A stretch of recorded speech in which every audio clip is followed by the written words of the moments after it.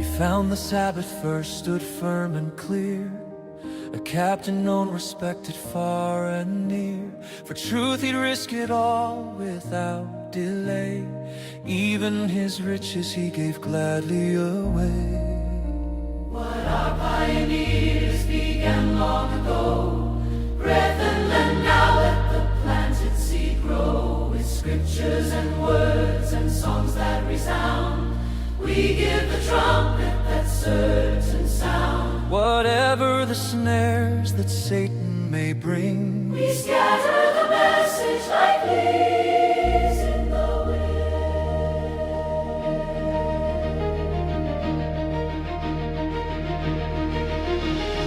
Steadfast and sincere and faithful in prayer, he laid the foundations with most humble care. skilled with his hands, yet serving the Lord. He traveled the land and preached the word. What our pioneers began long ago, brethren, now let the planted seed grow. With scriptures and words and songs that resound, we give the trumpet that certain sound. Whatever the snares that Satan may bring, we scatter the message like leaves in the wind.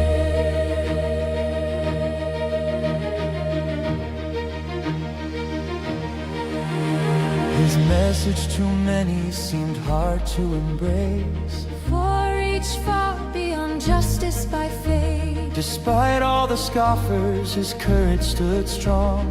Thus we remember him all our life long. What our pioneers began long ago, brethren, now let the planted seed grow.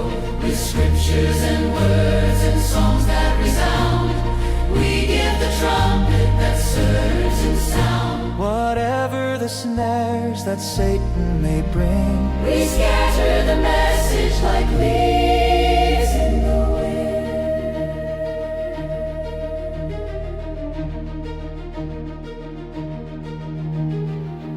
Against the Sunday law he spoke with great might, For freedom of conscience, defending the right. with Waggoner a team in the heavenly plan. Through them both the latter rain first began. What our pioneers began long ago, brethren, now let the planted seed grow. With scriptures and words and songs that resound, we give the trumpet that certain sound. Whatever the snares that Satan may bring, we scatter the message like leaves in the wind.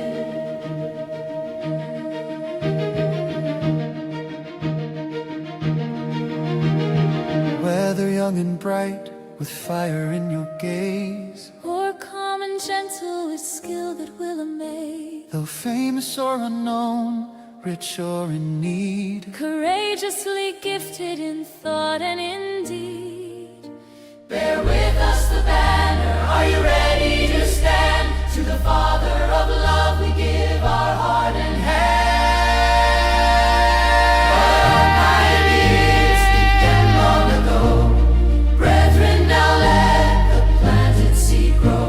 With scriptures and words and songs that resound, we give the trumpet that certain sound. whatever the snares that Satan may bring, we scatter the message like leaves in the wind. we scatter the message like leaves in the wind.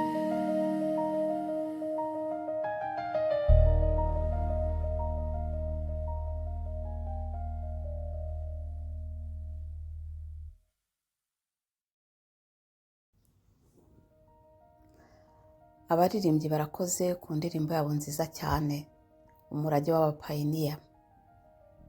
Baragira bati ibyo abapayiniya bacu batangiye kera, bavandimwe nimureke imbuto zatewe zikure, dukoreshe ibyanditswe byera, amagambo n'indirimbo zumvikana, tuvuze impanda mu ijwi risobanutse, dufashe kuzamura ibendera duhe Imana yacu umutima n'amaboko. Mbese uriteguye guhagarara ushikamye? Tutitaye ku bikanisho bya Satani n'imitego ashobora kuzana, dukwirakwiza ubutumwa nk'ibibabi mu muyaga. Indirimbo nziza cyane. Nguhaye ikaze mu gice cya gatatu cy'icyigisho twatangiye, intambara hagati y'umwami w'ikusi n'umwami w'ikasikazi, kandi ndakwifuriza umwaka mushya muhire wa 2026, ngo uzabe umwaka w'iterambere mu by'umwuka, ngo dusukirwe ku mvura y'itumba izadufasha kuvuga ubutumwa bwiza ku isi yose dushize amanga, ndetse no guhangana n'akaga kari imbere karindiriye ubwoko bw'Imana. Mu bice bibanza twabonye ko iyi ntambara y'umwami w'ikasikazi ari iyo gukwira ku isi yose mu guhatira abantu kwakira ikimenyetso cy'inyamaswa, ari uwo munsi mpimbano wo gusenga cyangwa umunsi w'icyumweru. Hazashyirwaho amategeko agendanye no gusenga kuri uwo munsi, kandi twabonye ko azahera mu gihugu gifite ubwiza, ari bo bantu bakomeza amategeko y'Imana kandi bafite guhamya kwa Yesu, ari wo mwuka w'ubuhanuzi, nk'uko twabibonye mu Byahishuwe igice cya 12 umurongo wa 17, ndetse no mu Byahishuwe igice cya 19 umurongo wa 10. Agakurikizaho bene wabo, ariyo madini ya Gikristo, ndetse twabonye ko bazamurokoka. Agahetura ibihugu byose ndetse n'ibindi bihugu, ari bo bantu bafite indi myizerere, ndetse na Egiputa ntimurokoke, ari izwi nk'abantu batemera Imana cyangwa atheists. Uyu munsi turareba uko iyo ntambara izaba iteye kuri ibyo bihugu. Ushobora kwibaza uti, ni gute itorero rya Gikristo ryahatira abantu batari abakristo gusenga ku munsi w'icyumweru? Reka twongere turebe ukuntu Egiputa yahindutse ingengabitekerezo yo guhakana Imana, nk'uko tubisoma mu Kuva igice cya 5 umurongo wa 1 n'uwa 2, havuga ngo, hanyuma y'ibyo Mose na Aroni baragenda babwira Farawo bati, Uwiteka Imana y'Abisirayeli aravuze ngo, rekura ubwoko bwe bugende bumuziririze umunsi mukuru mu butayu. Farawo arababwira ati, Uwiteka ninde ngo mwumvire ndeka Abisirayeli? Sinzi Uwiteka, kandi ntabwo narekura Abisirayeli. Murabona ko Farawo nk'umwami w'igihugu cya Egiputa, mu kibazo yahaye Mose cyo kutumvira, ati Uwiteka ninde? Sinzi Uwiteka. Iki kibazo ni cy'abantu bose bahakana Imana babaza, Imana ninde? Nta Mana ibaho.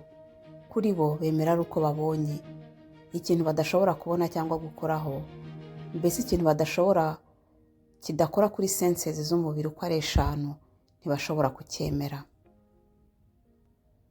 Baravuga bati, twakwemera gute Imana tutabonye, itarigeze yiyerekana mu mibereho yayo? Iyi nyifato niyo Farawo nawe yari afite, kugeza igihe hari icyabaye cyatumye Farawo amenya ndetse akemera imbaraga zihoraho. Icyo kintu nta kindi ni ibyago 10 byatejwe Egiputa, cyane cyane ku cyago cya 3 cy'ibikeri, aho Farawo yatumije Mose ngo amwingingire Uwiteka ahagarika ibyago ku gihugu n'abaturage be, nk'uko tubisoma mu Kuva igice cya 8 umurongo wa 4 kugeza ku wa 6, havuga ngo, Farawo ahamagaza Mose na Aroni arababwira ati, nimunsabire Uwiteka ankize ibi bikeri, abikure no mu bantu banjye, nanjye ndareka ubwoko bwe bugende butambire Uwiteka ibitambo. Mose abwira Farawo ati, unyirarireho utya? Ningusabire Uwiteka we n'abagaragu bawe n'abantu bawe, mubwire gihe ki ushaka ko ibikeri bimarirwa kuri wowe no mu mazu yawe, bigasigara mu ruzi rwonyine? Aramusubiza ati, nejo. Nawe aramubwira ati, bibuka uvuze kugira ngo umenye yuko ari ntawe uhwanye n'Uwiteka Imana yacu. Muri make, kubera ibitangaza bidashidikanywaho Farawo yabonye, byatumye areka kutizera kwe, yemera ko Uwiteka Imana ya Isirayeli iriho, kandi Bibiliya yerekana ko ibi bizongera bikaba, ubwo igeragezwa rizaba riri ku bantu bose, kugira ngo bemere ikimenyetso cy'inyamaswa. wibuke ko twabonye ko igihugu cya Egiputa kitazamurokoka. Mu Byahishuwe igice cya 13 umurongo wa 11 kugeza ku wa 14 twarahasomye, ariko reka twongere tuhasome cyane cyane umurongo wa 13 n'uwa 14. Haravuga ngo, nuko mbona indi nyamaswa izamuka iva mu butaka, iyo yari ifite amahembe abiri nk'ay'umwana w'intama, ivuga nk'ikiyoka.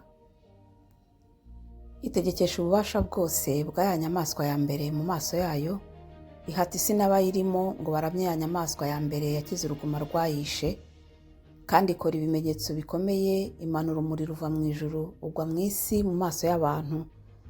Iyobesha abari mu isi ibyo bimenyetso yahawe gukorera imbere ya ya nyamaswa, ibabwira kurema igishushanyo cya ya nyamaswa yari ikomerekejwe n'inkota ikabaho.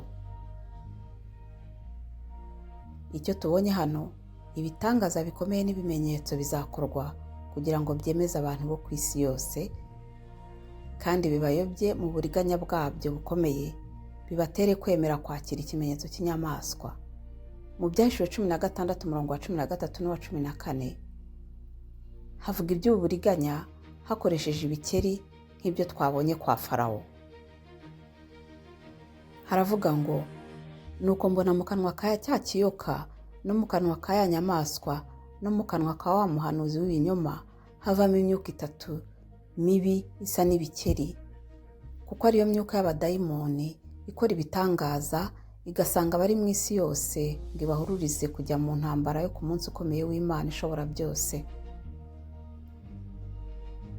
Iyi mirongo iragaragaza ko ibitangaza bikomeye bizakorwa kugira ngo biyobye abari mu isi bose, kandi nk'uko Bibiliya bivuze, ni imyuka y'abadayimoni, imyuka ya Satani ikora ibitangaza bikomeye.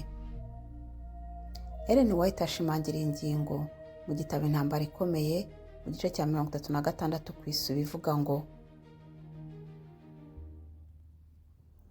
nk'uko imyuka y'abadayimoni yigana cyane abitwa abakristo muri iki gihe, ifite imbaraga zikomeye zo kuyobya abantu ikabagusha mu mitego yayo.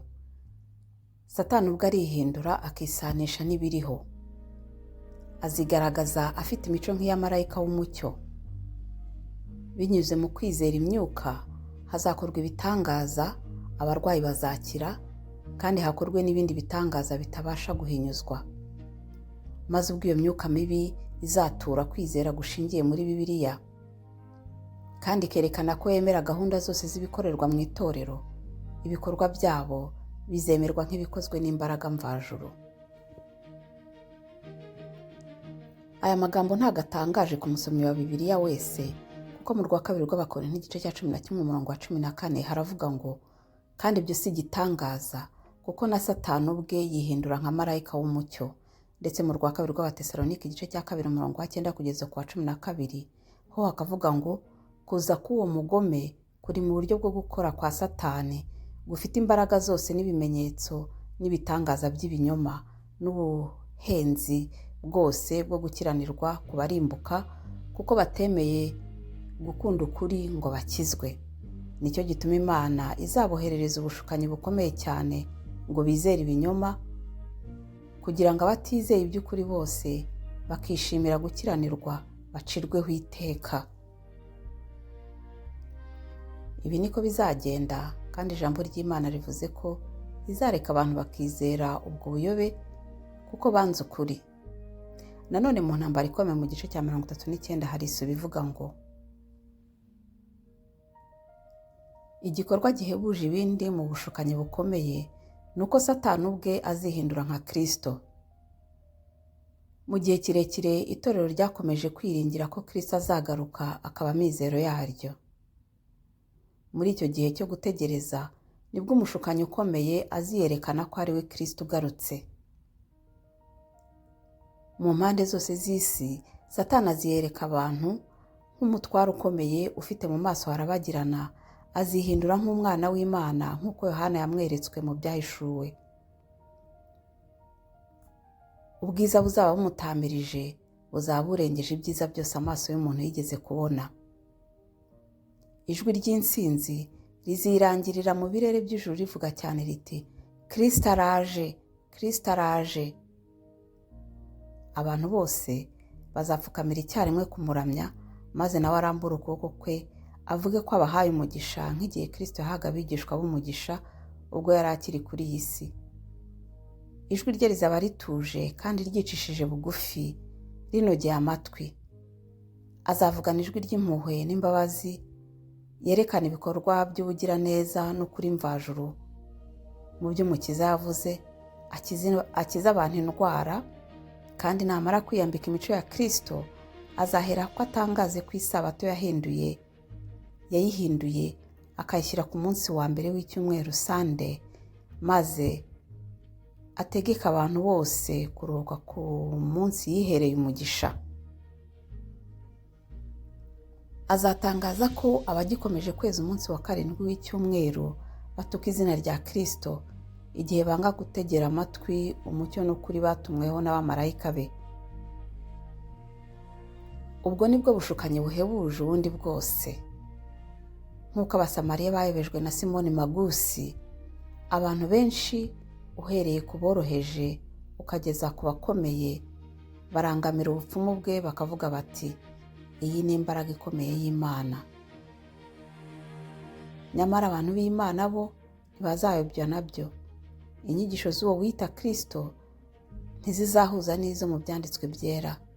Imigisha Satani azatanga izakirwa n'abasenga inyamaswa n'igishushanyo cyayo, ari ryo tsinda Bibiliya ivuga ko rizasukwaho umujinya ukaze w'Imana. Reka dusome muri Daniyeli 11:42 havuga ngo, nuko azabangura stretching cyangwa kurambura ukuboko kwe ku bihugu bitari bimwe, n'igihugu cya Egiputa ntikizamurokoka. Ibi bintu biteye ubwoba. Mu buhendanyi bwose bwa Satani nta bundi bushobora kubaho buruta ubu ngubu. Igihe ibi bizaba, nta muntu n'umwe uhakana Imana uzaba asigaye ku isi. Abantu bose bazemera ko Imana ibaho kubera ubu buhendanyi bwa Satani. Mu ntambara ikomeye mu gihe cya 36 hari isubi ivuga ngo abaprotestanti bo muri Leta Zunze Ubumwe za Amerika nibo bazafata iya mbere mu kurambura cyangwa stretching amaboko yabo, bagafatana mu biganza n'imyuka y'abadayimoni, bazanyura hejuru y'umworera ngo bifatanye n'ububasha bwa Roma, maze ku bufatanye bw'izo mbaraga uko ari 3 icyo gihugu kizagira ikirenge mu cya Roma, gisiribange rwose uburenganzira bwo guhitamo. Mu gihe ubuhendanyi buzaba bugezweho, ubwami bw'ubupapa buzaba bufite ububasha ntasubirwaho bwo kugenzura ibibera ku isi yose, ari mu bya politike, ubukungu, igisirikare n'amategeko. Kandi Daniyeli 11:43 haravuga ngo, ndetse azahindura ibintu by'umurimbo, by'izahabu n'ifeza n'ibindi bintu by'igiciro cyinshi byo muri Egiputa, Abanyalibiya n'Abetiyopiya bazamushagara. Bibiliya y'Icyongereza iravuga ngo shall be at his steps. Uyu murongo usubiramo ibyavuzwe ku murongo wa 40 havuga ko azagira imbaraga ku bukungu n'ibibera ku isi byose. Izahabu n'ifeza bivuga imbaraga z'amafaranga. Nyuma y'uko ubuhendanyi bwo mu Byahishuriwe 13 bugerwaho bwo gukoresha ibimenyetso n'ibitangaza, abantu bose baba abakristo ndetse n'abatemera Imana bazegurira ubutunzi bwabo ubupapa. Uku kugandukira ubupapa bizaba byerekeza mu kuri twabonye mu Byahishuriwe 13 havuga ko nta muntu uzaba yemerewe kugura cyangwa kugurisha keretse afite ikimenyetso cy'inyamaswa. Kandi ibi bazabigeraho kuko bazaba bagenzura ubukungu bwo ku isi. Aha niho uriya murongo uvuga ko azahindura ibintu by'igiciro cyinshi by'umurimbo, by'izahabu n'ifeza byo muri Egiputa. Harongera hakavuga ko Abanyalibiya n'Abetiyopiya bazamushagara. None si ibihugu bibiri bya Afurika bizafatanya n'ubupapa nk'ibihugu tuzi muri iki gihe? Wibuke ko ihame ryacu ryo kwiga ubuhanuzi ari ukureba icyo byari bivuze kuri Daniyeli noneho tukabihuza n'iki gihe turimo. Igisubizo turakibona muri Yeremiya igice cya 46 umurongo wa 9 havuga ngo: nimuzamuke mwa mafarashi mwe, namwe mwa magare mwe, nimuhorere n'intwari zisohoke. Abanyetiyopiya n'Abiputi bitwaza ingabo, n'Abirudi bitwaza imiheto bakayifora. Bibiliya y'Icyongereza ikoresha Ethiopians and Libyans, kandi iyo Bibiliya yitiriwe umwami Yakobo yo mu Cyongereza muri margin haranditse ngo mu Giheburayo Abanyetiyopiya bitwa Kush, Abanyalibiya bakitwa Put. Ariho uyu murongo muri Bibiliya yera yavuze Abanyetiyopiya n'Abiputi.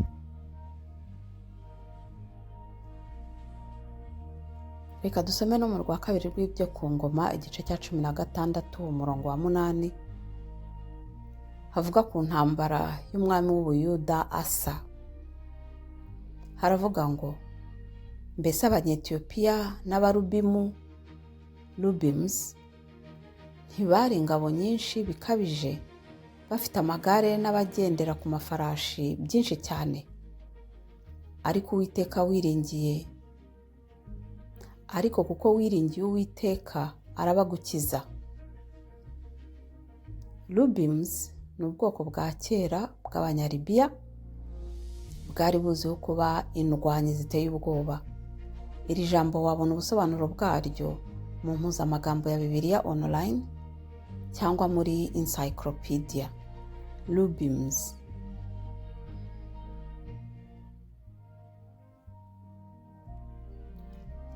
Twabonye ko muri Yeremiya igice cya 4 umurongo wa 9 bamwe bitwaza ingabo, abandi bagafora imiheto.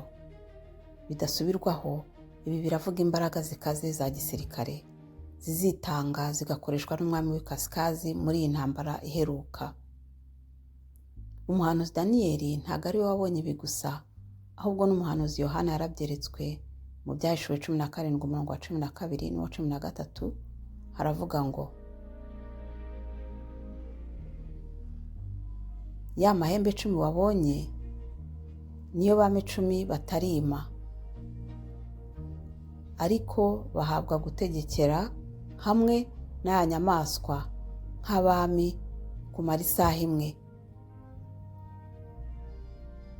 Abo bahuje inama cyangwa one mind bahaya nyamaswa imbaraga zabo n'ubutware bwabo.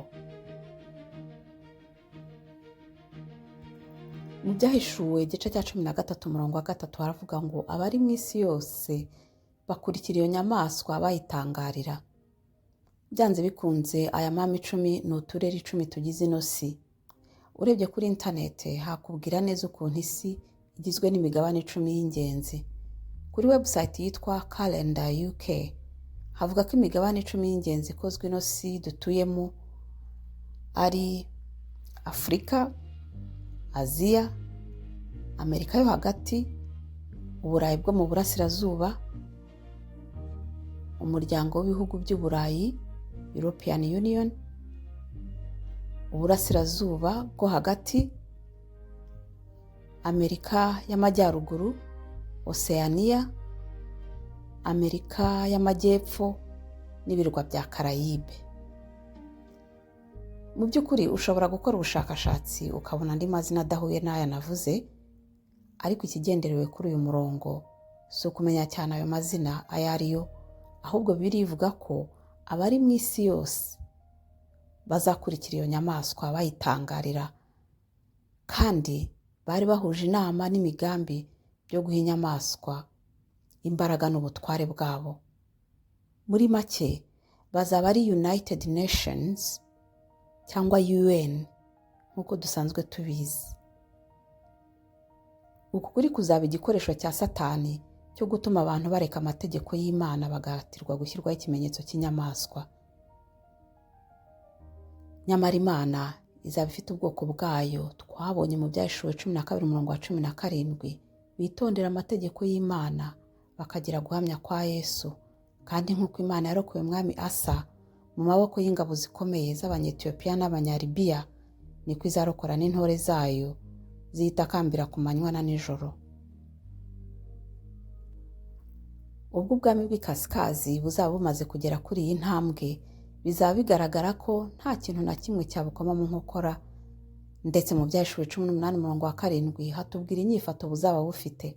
Haravuga ngo, nk'uko wihimbazaga ukidamararira ukishima ibyishimo bibi, muba ariko muwuha kubabazwa agashinyaguro no kuboroga, kuko wibwira uti nicara ndi umugabekazi sindi umupfakazi, nicyo gituma nta gahinda nzagira na hato. Kandi nk'uko twabonye mu Byahishuwe 13:3, azaba akiza uruguma rwica, kandi abari mu isi yose bazakurikira iyo nyamaswa bayitangarira. Nubwo imigambi yazaba ari iyo gushyiraho abantu ikimenyetso cy'inyamaswa, izina ry'inyamaswa n'umubare wayo, twabonye ko hari bake bazamurokoka. Kandi uku kumurokoka bizaterwa n'ibyo tubona muri Daniyeli 11:44 havuga ngo, ariko inkuru zivuye iburasirazuba n'ikasikazi zizamuhagarika umutima, ave yarakaye cyane, azanywe no kurimbura, abenshi azabakuraho pe. Hano turabona ko inkuru tidings zivuye iburasirazuba n'ikasikazi zizahagarika umutima umwami w'ikasikazi. Azabona zimeze nk'iterabwoba ku buhangange bw'azaba amaze kugeraho. Wibuke ko iyi ntambara ari intambara y'iby'umwuka yo guhitamo uwo umuntu agomba kuramya, inyamaswa n'igishushanyo cyayo, cyangwa Imana umuremyi w'isi n'ijuru. Tugomba kureba icyo amakuru yari avuze kuri Daniyeli. Reka turebe muri Yesaya 52:7 haravuga ngo, erega ibirenge byuzanye inkuru nziza, ni byiza ku misozi, akamamaza iby'amahoro, akazana inkuru z'ibyiza, akamamaza iby'agakiza, akabwira Isiyoni ati, Imana yawe iri ku ngoma. Ndetse mu Barumi 10:15 haravuga ngo, kandi babwiriza bate batatumwe, nk'uko byanditswe ngo, mbega uburyo ibirenge by'abavuga ubutumwa bwiza ari byiza cyane. Ubu butumwa bwiza nta bundi ni ubutumwa bw'iteka ryose bugomba kubwirwa amahanga yose, dusanga mu Byahishuwe 14:6 kugeza 10, bwitwa ubutumwa bw'abamarayika batatu. Reka twongere tubusome. Haravuga ngo,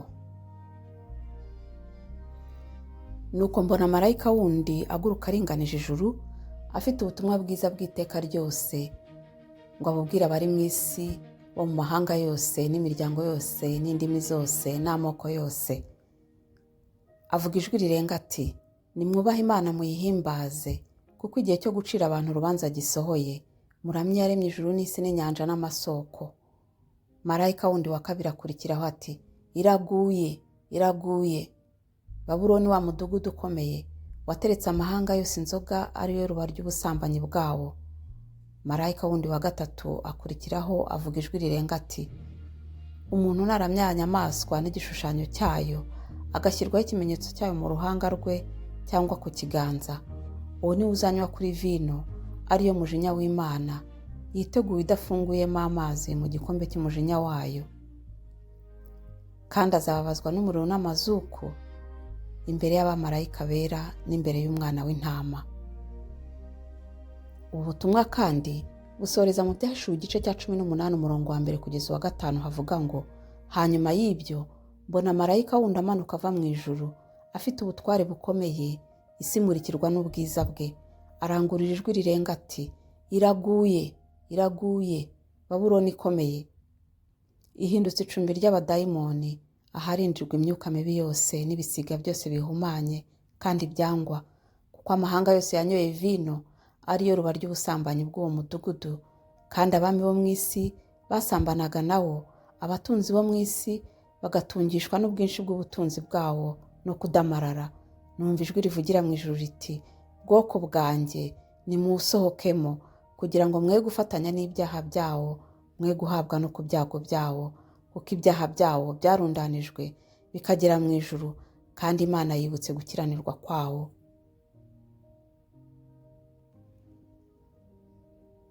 Ubu butumwa bwo mu Byahishuwe igice cya 18 buzwi ku izina ry'ubutumwa bw'ijwi rirenga, buzaba ari umuburo uheruka ku batuye isi kugira ngo bave muri Babuloni.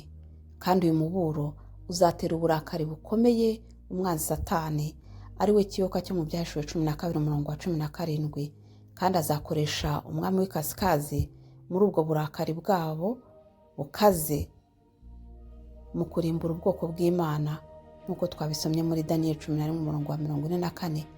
Ndetse ibi bizakorwa nk'uko twabisomye mu Byahishuwe 13, ko umuntu wese udafite ikimenyetso cy'inyamaswa nta kintu na kimwe azaba ashobora gukora, kugura cyangwa kugurisha, ndetse n'urupfu rugeretse, cyane ko ubushobozi bwose bwo ku isi buzaba buri mu biganza bye. Ikindi tutakwibagirwa muri uyu murongo wa 44 wa Daniyeli 11 ni uko aya makuru yamuteye uburakari yaturukaga iburasirazuba ndetse n'ikasikazi. Reka turebe icyo Bibiliya ivuga kuri aya magambo, kuko ntabwo hari kubw'impanuka, ahubwo Imana ishaka ko tumenya ubwo butumwa bwiza bw'iteka ryose buturuka mu buturo